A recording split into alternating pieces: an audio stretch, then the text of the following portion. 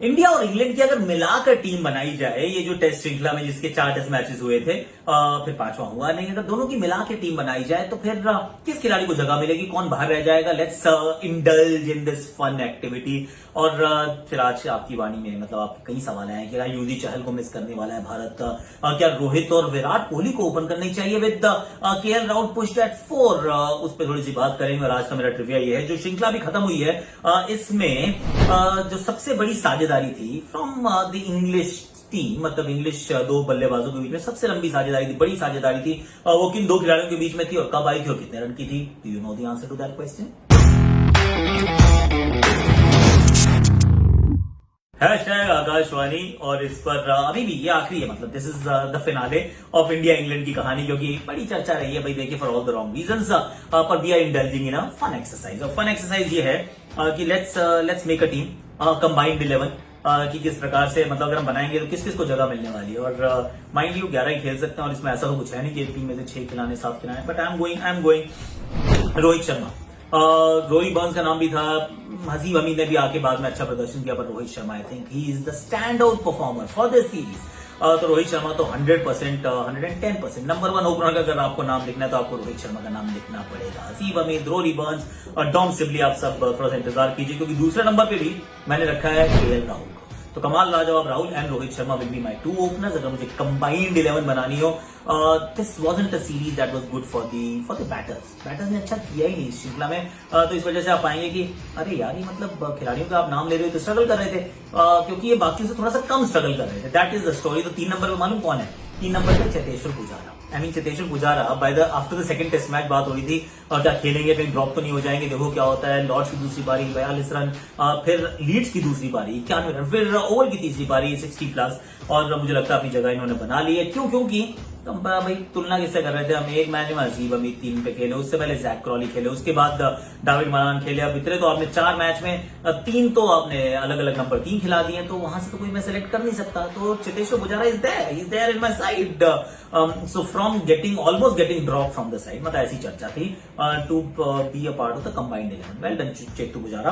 4 number पे Root है, और इसमें कोई ना मतलब शक शुबा नहीं है, रूट अटूट है। इस श्रृंखला के सबसे बेहतरीन बैट्समैन हैज बीन जो रूट है, 3 सेंचुरीज है, कौन करता है बाबा। उसके बाद विराट कोहली का ये बहुत अच्छी श्रृंखला नहीं रही है, लेकिन कहीं 42, कहीं 50, कहीं एक और 50, फिर एक और 42, कुल मिला के वंस अगेन ना इतनी अच्छी श्रृंखला ही नहीं है। किसको सिलेक्ट करोगे आप? अगर करने का मन करेगा तो बटलर को नहीं कर सकते आप, किसको करेंगे? Enough players. सो बैटिंग के दृष्टिकोण से जिस प्रकार की श्रृंखला रही है, Virat Kohli is there in my side, Jonny Bairstow is also there. मतलब बेयरस्टो और पंत में से किसी एक को रखना था। बटलर के बारे में भी सोच सकते थे, पर बटलर ने भी रन नहीं बनाया, बेयरस्टो ने थोड़े से ज्यादा बनाया है। पंत अंत में आके पंत ने भी बना दिए, पर I am going with Jonny Bairstow. Johnny को मैंने अपनी टीम में रखा है बतौर विकेट कीपर। नंबर 7 पे मैंने रखा है सर जाडेजा को। 2-4 विकेटें, बहुत ज्यादा विकेटें नहीं है, लेकिन बैटिंग में क्रूशियल जगह पे रन हैं and just about okay. Chris Woakes अगर पूरी श्रृंखला खेलते, मुझे लगता है जड्डू बाहर जाते और क्रिस वोक्स अंदर आ जाते, क्योंकि उनका प्रदर्शन बहुत अच्छा था, पर एक ही मैच खेले थे। इसी तरह शार्दुल ठाकुर से 2 ही मैच खेले थे, और स्पिनर में Moeen Ali hasn't really set the world on fire. तो ये थोड़ी सी मैं चला गया हूँ जड्डू पा के साथ। Ollie Robinson, no doubt England stand out bowler along with Jimmy Anderson. तो ओली रॉबिन्सन और जिमी एंडरसन दोनों का नाम मेरी टीम में है। मोहम्मद सिराज और जसप्रीत बुमराह, बूम बूम। तो ये रही मेरी 11। Rohit, Rahul, Pujara, Root, Kohli, Bairstow, Jadeja, Robinson, Siraj, Jimmy Anderson and Jasprit boom boom Bumrah, ये मेरी टीम है। अब आपके थोड़े सवाल, मतलब आपको ये टीम पसंद है तो बता दीजिएगा, नहीं है पसंद तो बताइएगा, कमेंट सेक्शन आप ही के लिए उसको भर दीजिएगा। अब जो पहला सवाल पूछा गया वो है कि can India go with Rohit and Virat to open, Rahul to bat at 4? यार आई लव द कॉम्बिनेशन, पर आई एम थिंकिंग कि यार रोहित राहुल कर ले ओपन तो बेहतर है, क्योंकि Virat at 3 then Surya at 4, suddenly it sounds a little better to me honestly, मुझे ऐसा लगता है। पर आई वोंट बी सरप्राइज, क्योंकि आखिरी बार जब इंग्लैंड के खिलाफ खेले थे तो रोहित और विराट ने ओपन की थी, और दोनों बहुत अच्छा खेले, तो दोनों बहुत अच्छा खेले तो किसी की बारी नहीं आएगी, विच इज ऑल्सो ओके। पर Rahul I think has got it यार, मतलब आपके पास विकल्प मौजूद है, क्योंकि ऐसा तो है नहीं कि राइट लेफ्ट है, दोनों राइटी हैं, तो रोहित राहुल के साथ चल लो, क्या फर्क पड़ता है? I think Rohit Rahul, I go with Rohit Rahul. Kohli can come at 3। Ayush ji का सवाल है कि विल इंडिया में यूजी चहल, क्योंकि उन्होंने कहा हाईएस्ट विकेट टेकर थे जब इंडिया के for India in T20 has 28 wickets in UAE and he still not in the squad. उसके पीछे रीजन क्या है? देखिए रीजन तो ये बताया गया है कि उनकी बॉल जो है हवा में थोड़ा धीमे जाती है, आई मीन धीमे जाने के बावजूद फैक्टर्स की जब यूएई में पिछले बार आईपीएल हुई थी तो इनके प्रदर्शन जो था वो one of the top spinners थे, बहुत अच्छा प्रदर्शन रहा था, इकोनॉमिकल भी थे और विकेट भी चटकाए थे। So I really don't think यार that's that big a problem, पर this is what it is. क्या उनको मिस करेंगे? सी स्पिन में बहुत आपके पास डेप्थ और बहुत विकल्प मौजूद है, तो शायद उतना मिस ना करो। थोड़ा सा अनफेयर जरूर है, पर राहुल चाहर जब खेलेंगे तो वो भी ठीक ठाक ही करेंगे मुझे लगता है। अश्विन वहां पे खेलेंगे, वहां जड्डू खेलेंगे। राहुल चाहर इज गुड यार, ऐसी you can't take anything away from Rahul Chahar, he is a good bowler. It's just that Chahal का चाहर से पहले बनता था। Sometimes it's just about the fairness of the selection, तो चाहल को शायद मिस ना करें, पर चाहल का खेलना तो बनता था। अगला सवाल है समीर प्रधान जी का, ये आखिरी सवाल है। This test series, India is favorite, so postponed to next year.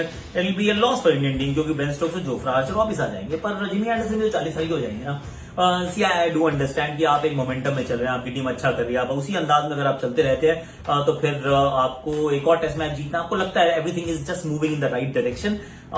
Break is not good, one of test match in an alien condition, not good at all. तो आप बिल्कुल ठीक कह रहे हैं, अगर वन ऑफ टेस्ट मैच हो तो कोई बड़ी बात नहीं है कि इंग्लैंड जो इंडिया को मार देते अगले साल, that is a possibility.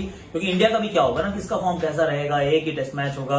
I mean अगर इस श्रृंखला का उसको हिस्सा बना देते हैं तो फिर श्रृंखला 2-2 की बराबरी पे आ जाएगी। नहीं बनाते हैं श्रृंखला का हिस्सा और वन ऑफ टेस्ट मैच खेलते हैं तो फिर you and I don't really care. क्यों? क्योंकि एक ही टेस्ट मैच है। आई मीन कोई श्रृंखला तो है नहीं, ना वर्ल्ड टीसी का हिस्सा बनेगी ना कुछ बनेगी, सिर्फ नुकसान की भरपाई के लिए अगर एक टेस्ट मैच खेलना है खेल लो भैया, फिर जीते हारे उससे क्या फर्क पड़ने वाला है। So this is where I am. अब मैंने आपसे जो ट्रिविया पूछा था कि कौन which English player had put on the highest partnership in this year's England versus India Test Series? David Malan and Joe Root, ये 139 रन की साझेदारी थी तीसरे विकेट के लिए at least test match they won. Yes, आज के लिए इतना ही है बॉस। कल फिर आइएगा, कल फिर कुछ और गुफ्तगू करेंगे, अफगानिस्तान क्रिकेट की बात करेंगे, क्योंकि अफगानिस्तान के साथ क्या हुआ है कि शायद टेस्ट मैच नहीं खेलेगा ऑस्ट्रेलिया उनके साथ because of women cricket not being allowed. मतलब ये पता चल रहा है कि तालिबान ने जो टेक ओवर किया है अफगानिस्तान का, तो that is what they are saying कि नो विमेन क्रिकेट। लेकिन ऑस्ट्रेलिया कह रहा है no women's cricket, we are not playing against you, against men's also. हम अब वर्ल्ड कप में भी नहीं खेलेंगे। I mean that's the stand that they are taking and that is what we are going to look at कि सही है गलत है, कंडेम करना चाहिए, कंडोन करना चाहिए। I mean if you are silent तो you are actually secretly supporting. I mean this is very nuance. तो कल बात करेंगे ज्यादा से ज्यादा आपके शॉट्स मेरी आकाशवाणी। सुनो टाटा बाय बाय। हल्का सा shuffle, inside out, over covers, what a shot, दोबारा देखने लायक। भाई लड़का होनहार है, मुश्किल शॉट को किया आसान है।